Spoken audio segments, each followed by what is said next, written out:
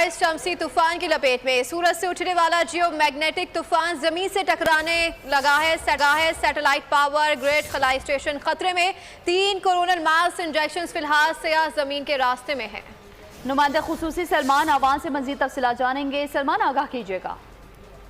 बिल्कुल ऐसे ही है। इस वक्त हमारा प्लेनेट अर्थ जिस पर हम रहते हैं वो सूरज से उठने वाले शम्सी तूफान की लपेट में आ चुका है, और जिसके बाद देखा जा रहा है कि सैटेलाइट पावर स्टेशन और जो हमारा जो कम्युनिकेशन इक्विपमेंट है वो इससे मुतासिर हो रहा है। और इस हवाले से स्पार्को ने बोल न्यूज को बताया है कि सूरज की सतह से 3 कोरोनल मास इजेक्शन जो हैं वो फिलहाल जमीन की तरफ बढ़े हैं, जिसमें से पहले 2 जो हैं वो 7 अगस्त को सूरज की सतह से उठे थे। और इब्तदाई तौर पर उठने वाले जो ये इजेक्शन हैं ये मामूली नौयत के हैं, लेकिन तीसरा जो लहर आएगी जिसे आम जुबान में आप कह सकते हैं वो इनसे कहीं ज्यादा ताकतवर है। और सूरज की सतह से मजीद एम क्लास फ्लेयर जो हैं वो भी निकल रहे हैं, और इस तरह से उठने वाली शुआएं जो हैं वो जियो मैग्नेटिक वेव जिन्हें हम कह सकते हैं उनके असरात मजीद अगले 2 से 3 या 3 से 4 रोज के अंदर जमीन तक पहुंचेंगे। और ये जो तूफान है ये काफी ज्यादा शदीद नौयत को तूफान होगा। और इसके हवाले से माहिरीन का कहना है, स्पार्को ने हमें बताया है कि जैसे ही सूरज अपनी सरगर्मियों के उरूज पर पहुंचता है, जमीन से टकराने वाले जो मुतल्लिका